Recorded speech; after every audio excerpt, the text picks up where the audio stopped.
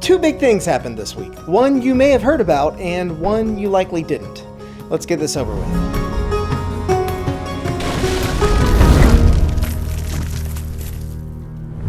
Even as I sit here in this wizard study, in front of this green screen, it pains me. And not just because I'm sitting on top of a wooden stool with no cushion. I didn't want to make this video. I wanted to ring in the new year with new content I was looking forward to working on. But until this is done, most other D&D topics will be overshadowed by this elephant in the room. I feel somewhat disenchanted by my favorite hobby. I feel saddened by the people that create it, and I feel worried for the other creators like me and others much, much larger who just want to contribute to the fun people have in their own games of D&D. I did not want to add my voice to the noise, but I feel at this point that I may be doing a disservice to the community by turning a blind eye to what I personally believed to be false fears until just the other day. If the rumors being circulated everywhere are now to be believed, Wizards of the Coast and parent company Hasbro have some big plans for the OGL, or Open Gaming License, that affords us with so many amazing homebrew settings, items, classes, subclasses, and content in general. So what is it that's so bad about this new rumored version of the OGL deemed 1.1? Well, so much that it's hard to know where to start, so I guess I'll start at the beginning. On November 18th of 2022, an article surfaced that focused on the possibility of Wizards of the Coast doing away with the beloved OGL with the release of 1D&D. Wizards refuted the claim, stating that the OGL wasn't going anywhere, quelling many fears and satisfying what I felt had to be true. Little did I know that it was only technically true.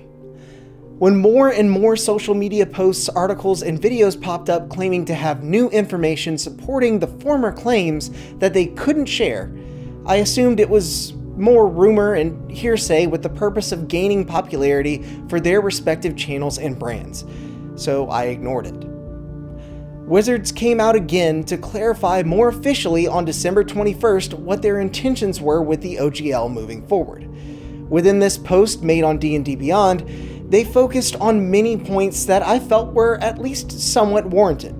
They wanted to update the OGL to protect their product, our hobby, from those that might seek to blatantly copy it for financial gain, to mint NFTs, or to create certain media forms that encroached on the storytelling aspect of their work. But it apparently goes even further to also seek the elimination of any competition relying on the OGL to build off of the D&D framework. This post made on D&D Beyond specifies that only static text is covered by the OGL, printed or digital. Also mentioned was a need for reported earnings from creators making $50,000 or more in the space, as well as a nondescript royalty percentage for those who make over $750,000 per year in the space. Wanting to assume the best, I saw it at worst as a chance to even further support the game that I love so much. After all, my channel wouldn't even exist without their game, their work, and their rules. I was naive. Now, with the apparent first draft of the new OGL leaked, I can see that.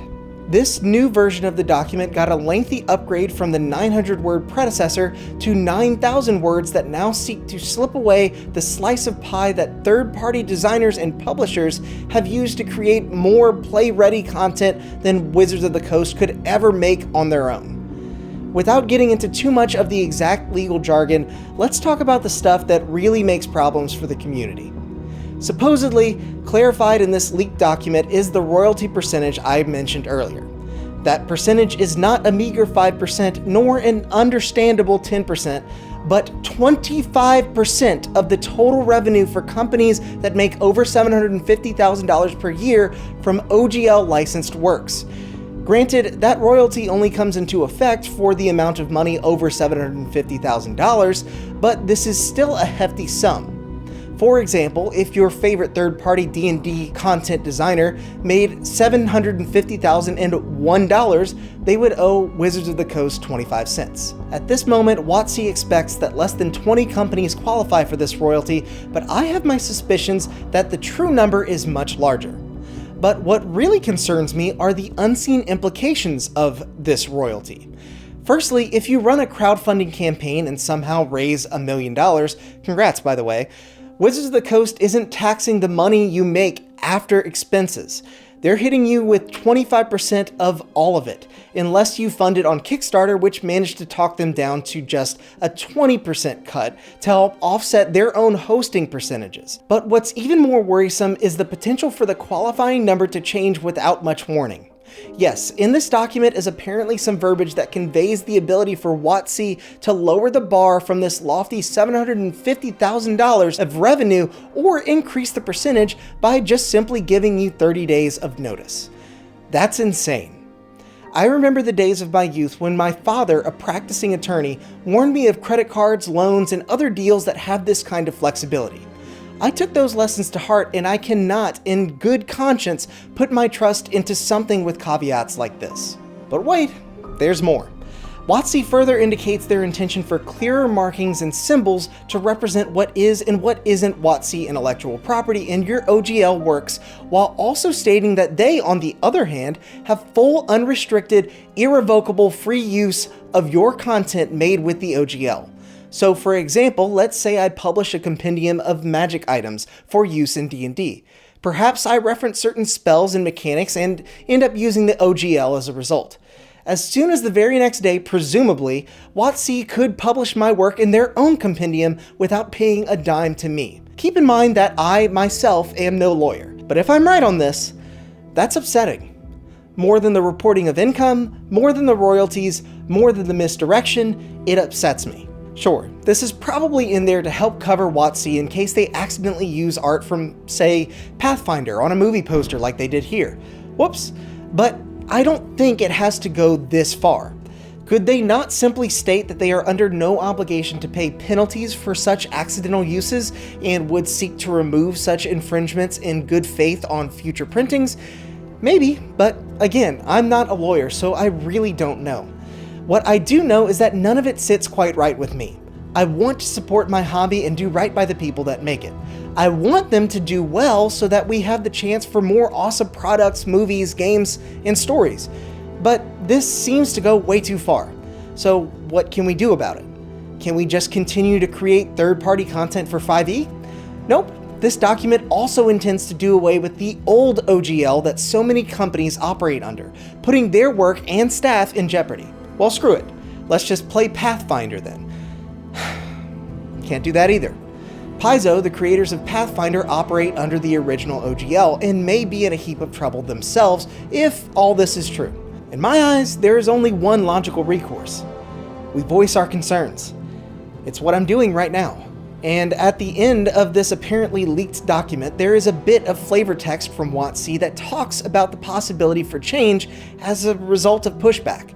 It states that they're open to being convinced that they made a wrong decision. It's my own personal opinion, and not fact, that this document may have even been intentionally leaked in order to suss out the full opinion of the D&D community, fully expecting a large amount of recoil from which they might recover to a lesser version of the proposed changes that might seem more agreeable. Through all the rumors and speculation, here we are. A potentially leaked document in hand, with a chance to right the ship and remind WotC that we love our hobby, and we do not want to see them destroy the vibrant community that they've spent years helping to cultivate. After all, the time I've spent reading about the OGL, the implications, and creating this video would have been much better spent writing new stories and adventures with my friends. As I mentioned before, much of this is just my take on the rumors that appear to be more and more true with every passing day. But not even I am sure how far back the community should push.